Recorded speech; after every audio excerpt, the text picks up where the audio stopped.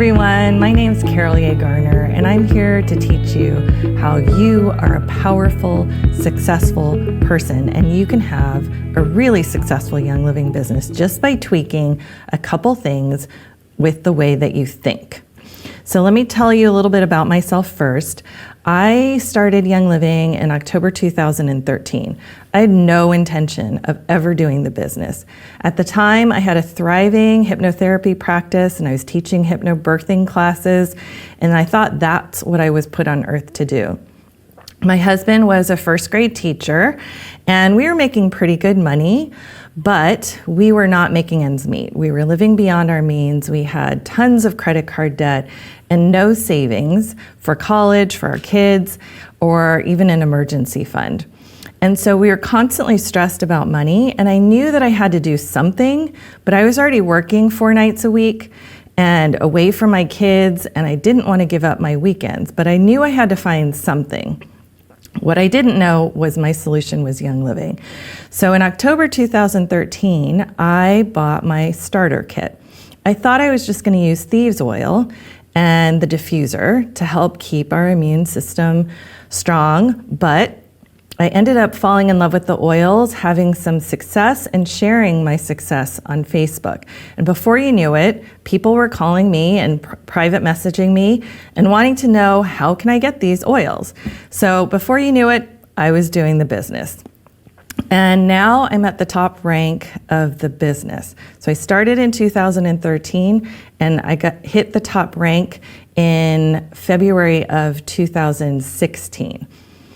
So let's talk about how I got there, because I had to shift my mindset a lot. When I got my kit, I didn't want to do the business. I had fears all over the place.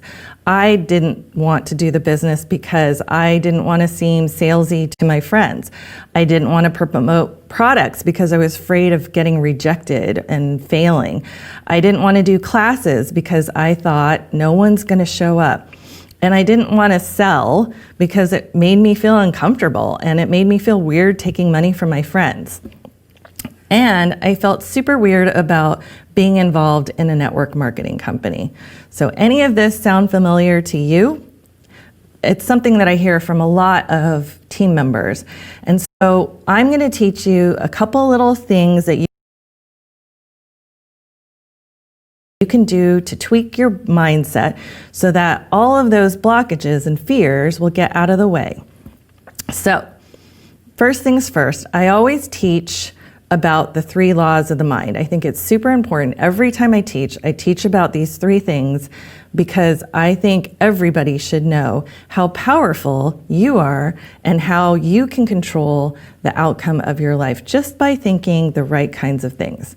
So there are 2 parts to your mind, the conscious mind and the subconscious mind. The conscious mind is the part of your brain that is the thinking, planning, rational part. It's also the part of your brain that kind of freaks out and catastrophizes. The subconscious part of your brain is the super powerful part of your brain that we want to get access to. So it has 2 parts. One part controls all of the bodily functions, so it makes sure that your lungs are working, your heart is always beating, your stomach is digesting food. All of those things are taken care of automatically by the subconscious mind. The other part of the subconscious mind is like the hard drive memory of the computer that is your brain. So it's recorded every single thing that you've ever thought and every single thing that you've ever experienced into that hard drive memory. And so all of those negative thoughts that you've had, all of those fears, all of those blockage kind of thought processes, they're all recorded in that subconscious mind. And that's kind of scary, right? Because we tend to think negative statements about ourselves way more than what we think positively about ourselves. So when we try to make changes to our thought process or to our life, the changes usually aren't that long lasting because we're trying to change things in the conscious mind, but the subconscious mind and the memory part of the brain has this memory programmed into it. So Here's where it gets fun, and I get to teach you how to change the subconscious mind and talk about the 3 laws of the mind. So law number 1 is that every thought creates a physical or chemical change. So that means every single thought that you have creates some kind of physical or chemical change in your body. So let's do a quick little experiment right now to show you how powerful your thought process is. I want you to think about a chalkboard, or just imagine a chalkboard, and imagine that I have really long acrylic nails on my fingers, and I'm going to drag my fingers down that chalkboard, and you're going to hear that awful sound that is nails on a chalkboard. So you might have felt tingling in the back of your neck, that just shudder kind of feeling of that sound. And what happened was your brain accessed that sound. There's no nails, there's no chalkboard, but your brain was able to access that memory in your hard drive memory to create that sound of nails on a chalkboard where you were just like, ugh, right? So every thought that we have creates some kind of physical or chemical change. And so think about how negative you think about yourself, how scared or fearful you think about building your Young Living business. All of those things are in that subconscious part of your mind, but we're going to show you how to get rid of them in just a little bit. Let's go on to law number 2. You can only think one thing at a time. You can't think 2 things at the same time. When you do, they cancel each other out, and then your brain goes, I don't know what you want me to do. Which one? I'm just going to stay stuck. So here's another example that I want you to do to show you the power of your mind. I want you to try to stand up. So go ahead and try to stand up. How many of you stood up and how many of you stayed sitting? Either way, it was wrong because I said try to stand up. And when your brain hears try, it needs to pick one or the other. You either picked stand up or sit down, or I'm not going to do this, right? But trying to stand up would actually mean that you're struggling to stand up, and probably none of you did that. So a word that I want you to eliminate from your vocabulary from now on is the word try, because when you say try, your subconscious mind knows, I'm not 100% committed, I'm not into it. So you want to really focus on the decisions and the goals that you choose and focus only on those, not trying to get to the next rank, not trying to sell a kit. You are going to get to the next rank. You are selling kits. You are doing the work to have a successful Young Living business. It's just like losing weight, right? Like everybody knows in order to lose weight, you have to eat less, exercise more. But your brain, it likes food. It likes the pleasure of eating food, and it doesn't like the pleasure of exercising as much. So that subconscious memory programming of I like food better than I want to lose weight means that you might be successful for a little bit in terms of getting rid of weight, but it's probably not going to be a long-term change. So really be mindful about what you're thinking and how you're thinking, and when you catch yourself saying negative things or conflicting statements, I want you to be mindful and aware and stop that thought process in your head and say cancel, cancel, or delete, delete in your brain. So that way your brain, that subconscious memory, stops that process, and then reinforce what you do choose, the statement of your goal, of what you choose, what you desire, what you want for your life in that moment. Make sense? Okay, so let's make sure that you're really doing the work that you need to do and have a successful business with your thought process. So law number 3 brings us to the fact that our thoughts precede our reality. That means your thoughts come before your reality, which is really trippy. But scientists have shown that it's actually proven that our thoughts are little waves of energy that go out into the universe, out into the atmosphere. And the law of energy is that anything that leaves its original source always comes back to its original source. So if you're thinking fearful thoughts about, I don't want to be pushy, I don't want to be rejected, I don't want to fail, I don't want to sell and be salesy, then all of those kinds of thoughts are the thoughts that we're attracting back to us. Yikes, right? Like that's not what we want to be doing. And that tends to be how we think. So it's really, really important to be mindful about all of the 3 laws of the mind. So I want to quickly talk about some other ways of showing you how powerful your thought process is. So Dr. Masaru Emoto wrote the book, The Hidden Messages in Water. And he showed that water molecules can change simply from a word being attached to that molecule. So he had water in a jar and it said love. He had water in a jar that said you fool. He had water in a jar that said thank you. When he would take one molecule of water out of each of those and look under a microscope, what he found was that the words that were positive, those water molecules looked like beautiful snowflakes. And the words like you fool or I hate you, those water molecules ended up looking like blobs, unformed blobs. So our bodies are more than 70% water. And so if we're thinking negative thoughts, think about what we're doing to ourselves and our body and to ourselves, right? We're putting it out there and we're bringing it back. So it's really, really important to know that our thoughts are so, so powerful. So it uses that law number 1, every thought creates a physical chemical change, right? Because the word on the water created a physical or chemical change in that water molecule. And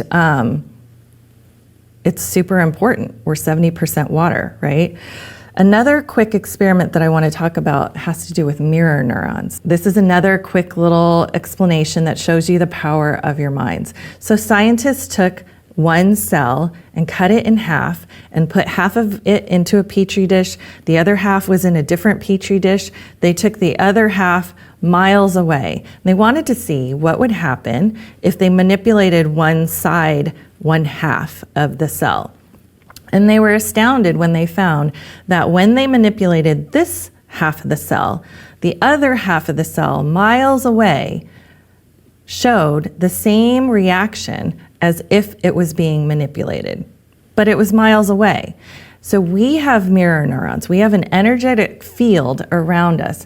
And so if we're constantly feeling doubtful or scared or fearful about being pushy, being salesy, that's going to be transferred to anybody that we're talking to, whether they're in our sphere or on our phone and we're messaging them or in an email. There's going to be a disconnect between what we're saying and how the other person is feeling and receiving that information. So we really want to make sure that when we're sharing our love and our passion about these products, that we're sharing in a way that is going to have our mirror neurons match what we're saying. So let's talk a little bit more about fears and doubts. Remember those fears and doubts that I talked about? Fears of being pushy, fears of being salesy, rejected, failure, discomfort about taking money from friends, discomfort about being involved in a network marketing company. All of those have to do with our fears, right? But those are the things that are blocking us from a successful business. So let's break them down and do a reality check so that we can move forward with the right kind of mindset to have a successful young living business. All right, let's tackle who's fearful of being pushy or salesy. I think that's something that almost everybody that I know that is doing this as a business has a fear about. But what's the difference between a friend sharing a new product with you versus a friend who's being pushy about it, right? If a friend is sharing about a product and they genuinely love the product or they have had such a great success, you receive it in a positive way. But if they're trying to just tell you about this product because you know that they want to make money, then you feel that automatic ugh feeling, right?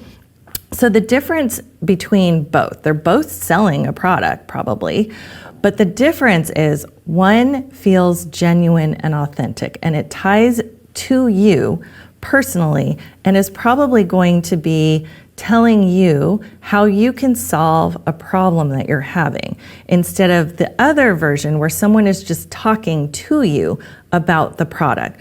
So when someone comes from an inauthentic place and they're just sharing because their only reason for sharing is to make money, you can sense that. Those mirror neurons are working. And so when you share, just share authentically. Share from your own experiences or experiences that you've heard from your friends, from your team members. And if you share in a genuine way, it won't come across as pushy to other people. The energy is different. So by changing just that little way of thinking about it, you can move forward in your business and share in a way that's authentic. Now let's talk about fear of being rejected or failing. So everybody has the desire to feel safe, and it's scary to do things that are out of your comfort zone, like this presentation. But our brains are wired to want to keep us safe and to not do the things that are outside our comfort zone. It's really important to understand that it's our brain that's making us feel like, oh, I don't want to do this, I'm scared. But we need to remember our why of this business. Why are you doing this? Why are you sharing? Why do you want a Young Living business? Maybe it's to get just a little extra money to give you a cushion. Maybe it's to help you pay for your product. Maybe it's because you want to buy organic groceries for your family or pay for your kid to go to an extracurricular activity or whatever it is, save for a vacation.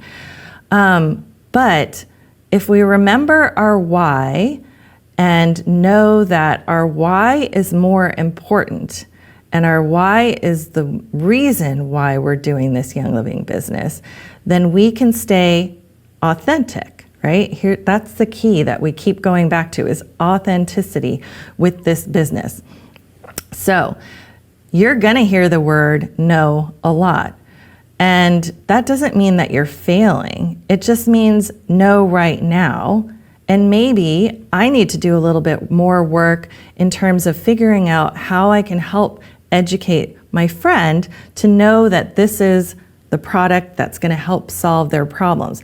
Maybe I need to do a little bit more relationship building or detective work to find out what are the issues that they need help with. What have they tried already? What have they been frustrated about? So that I can help target what they're really, really needing help with. And if I can give them a solution to their issue, then it's not likely that I'm going to fail. I might get a no here and there, but no is okay. You've got to fail forward. You've got to hear the no's and then take those no's, reevaluate, what did I do? How did I do that? What do I need to do next? How can I learn from this? No. What can I do better next time? And when you do that, you'll grow and you'll push yourself out of your comfort zone and you'll do really, really well with your Young Living business. You're worth it. So definitely focus on shifting that mindset. If you get nervous, it's okay. That's a good sign. Just means keep moving forward. All right, let's talk about the next little thing that most people get uncomfortable about: making money. Making money off of friends, just making money in general, right? Let's break that down, because money is not a bad thing. Money is a good thing. The more money in the hands of good people, the more good that people can do. That's a quote directly from Mary Young, our CEO.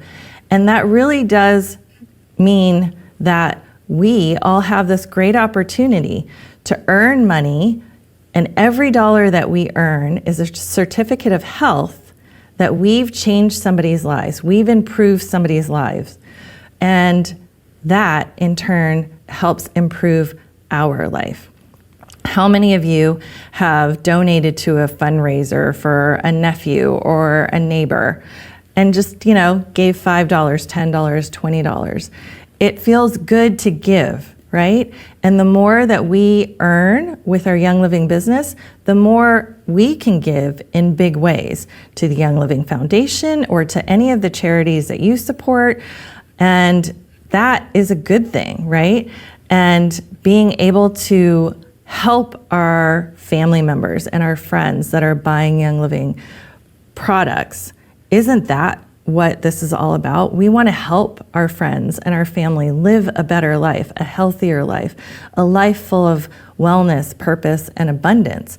So let's shift the thinking in terms of not wanting to make money and shift it to being comfortable with making money, because we know that the money that we're going to make is going to do good things in the world. Let's talk about network marketing. A lot of people feel really weird about being involved in network marketing, but it's actually the best model of business. You don't need any special skills. You don't have to have a high school degree. A person that has a high school degree and a college degree, they start right where everybody else starts, at the bottom with their kit. And everybody has the same opportunity to grow or not grow, depending on what they do and how they do it and the time that they put in to their job. But most other businesses, the CEOs at the top of the triangle, they're making all the money, and it's not likely that someone at the bottom of the triangle could potentially out-earn the CEO. But with network marketing, you can actually outrank and out-earn the person that you signed up with, and even people above them. And I know that there are people above me that I have outranked and out-earned. And you can't do that with a 9-to-5 job. In a 9-to-5 job, you are told when to show up, what to do, when you can take your lunch break, when you can go on vacation, whether or not you can leave work to go take care of your sick kid, go to their school performance or whatever. With network marketing, you're your own boss. Your enroller, the person that signed you up, they're not your boss. They don't have any control over you. You get to make the decisions for your business. So it's a really great model. And the other part of the great model of network marketing is the more that you help others, the more you succeed. The more that you give and invest time to others on your team and help them rank up, that means that you're ranking up. And that means that you're earning more while you're helping others earn more. And that's unlike any other business model that I know of. So network marketing is actually a really great way of building a community and helping others, building them up, and then in turn being rewarded for that. So those are the things that usually keep us from building a successful business. And I hope that by breaking these things down a little bit and shifting your mindset and really implementing those 3 laws of your mind, law number 1, every thought creates a physical and chemical change. Law number 2, you can only think one thing at a time. Law number 3, your thoughts precede your reality. And remembering about mirror neurons, remembering about how powerful a word is on a water molecule, you will be able to take that information and transform your life and your Young Living business so that you can be truly successful. Thanks so much for joining me. I so appreciate you coming to this workshop, and I hope you got a lot out of it and enjoy the rest of convention. Thanks.